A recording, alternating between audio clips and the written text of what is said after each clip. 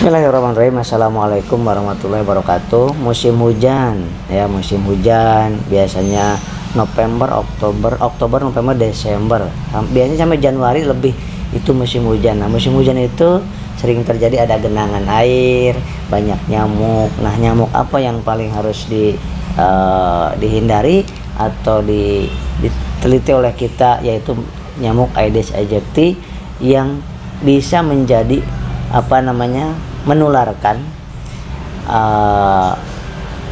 virus dengue, virus yang menyebabkan demam berdarah. Nah, sekarang sedang musim demam berdarah. Ciri khas demam berdarah hampir sama dengan tipes, ada bedanya sedikit. Yang pertama, kalau tipes itu mulai demamnya itu sore ke malam, tapi kalau demam DBD, demam berdarah, itu biasanya pagi ke siang itu meningkat, sore malam malah menurun. Nah, seperti itu. Yang kedua, kalau demam berdarah itu ada mata merah mata, perih, merah, sepet. Nah, itu jarang terjadi pada tipes, tapi tipes juga kadang terjadi ada, tapi yang sering terjadi pada DBD. Yang ketiga, ada mual juga sama dengan tipes. Yang keempat, ada pusing juga. Tapi lidahnya, kalau DBD nggak campur dengan tipes, nggak bersamaan dengan tipes, itu lidahnya itu malah merah. Kalau tipes putih, nah kotor lidahnya. Tapi kalau DBD itu malah merah gitu kan, malah merah. Kecuali kalau DBD plus tipes itu kotor juga. Nah, yang keenam, cirinya ada mual, muntah, sama dengan tipes. Ulu hati nyeri, sama dengan tipes. Pada ngilu-ngilu tuh ototnya, sama dengan tipes juga. Nah, ada perbedaan satu yang paling mencolok adalah ada peteki ataupun bintik-bintik merah yang bukan karena gigitan nyamuk bintik merahnya. Nah, itu namanya peteki. Akibat apa itu peteki terjadi? Akibat pecah pembuluh darah yang kecil-kecilnya diakibatkan dari trombositnya yang rendah. Trombosit itu adalah sel darah merah yang membuat pengentalan darah. Kalau trombositnya normal 150.000 sampai 400.000.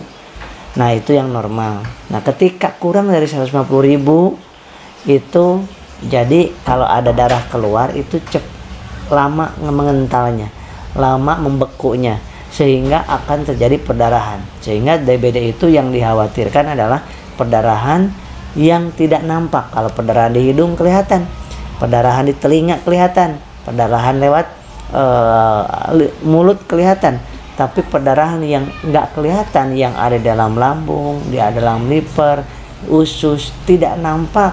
Tapi kalau di USG kelihatan. Nah, oleh sebab itu harus dijaga.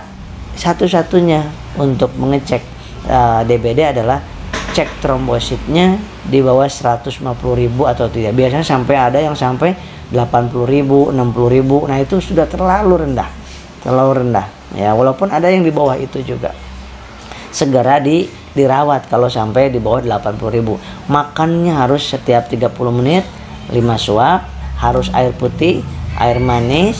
Dan untuk meningkatkan trombositnya itu ditambah dengan ini, kalau Bapak Ibu punya di rumah ini ya, menggunakan sari kurma madu angkat. Dalamnya ada propolis, jambu biji, dan daun ubi jalar ya. Nah, ini dari Sakura Darusshifa. Nah, ini sari kurma madu angkat, jadi ini lebih enak diminumnya.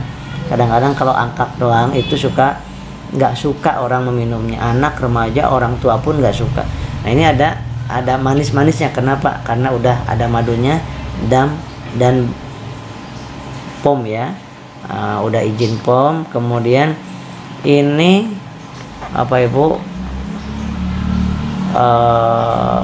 sari kurma madu angkat ini dikonsumsinya setiap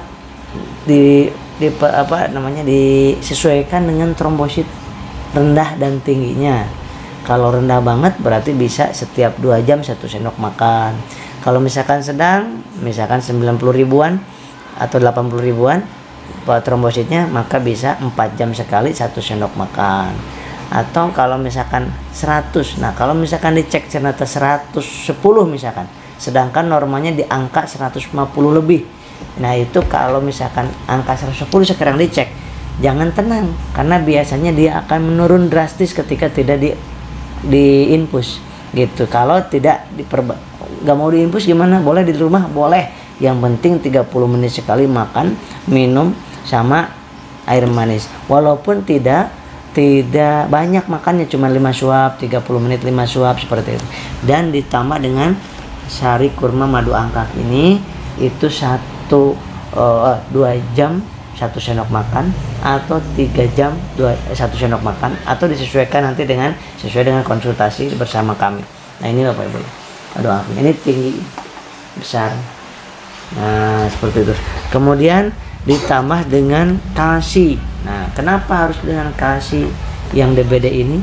Karena orang yang DBD tadi anoreksia, jadi anoreksia itu gak enak makan serba nggak enak, agak pahit, kadang-kadang agak nggak selera lah gitu ya. Maka digunakannya ada lisin di dalamnya supaya memperbaiki di lambungnya, pencernaannya, rongga mulutnya, dan ada untuk AEPA-nya untuk nutrisi otak. Karena orang yang kurang trombosit itu kepikiran juga menjadi agak gelisah, cemas. Nah ada AEPA di sini.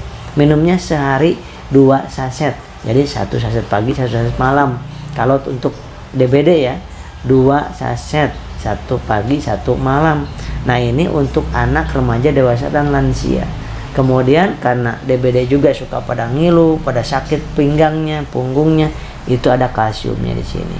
Nah kemudian ada juga di dalamnya omega 3, 6, dan 9. Jadi cukup dengan menggunakan 2 jenis ini. Ini untuk 5 hari 1 box. Ini cukup biasanya untuk 2 minggu insya Allah cukup. Nah tergantung trombosit tadi ya. Nah itu rata-rata misalkan 2 minggu. Ini untuk 5 hari. Nah kalau 2 saset sehari. Karena kalau 1 saset sehari juga bisa juga kalau trombositnya nggak terlalu rendah, maka bisa untuk 10 hari.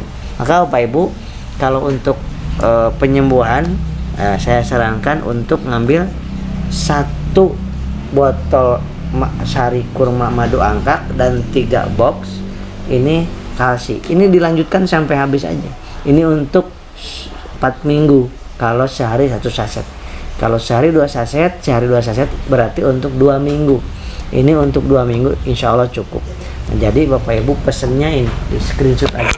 Pesennya langsung ini 3 box sama madu angkat 1 botol insya Allah cukup. Dan saya sarankan kalau memang lemah keadaannya pasien tersebut ya, itu saya sarankan dirawat Bapak Ibu, diinfus. Kalau nggak bisa makan, nggak bisa minum obat juga nggak bekerja dengan baik obatnya, maka harus dirawat tetap. Insya Allah sehari 2 hari ditambah dengan ini, dirawat juga, minum ini juga, insya Allah mudah-mudahan Allah sembuhkan. Baik sahabat, mudah-mudahan dijaga kesehatannya, pola pikirnya, pola istirahatnya, kemudian makanannya dijaga, sekeluarga sahabat-sahabat semuanya mudah-mudahan disehatkan selalu. Assalamualaikum warahmatullahi wabarakatuh.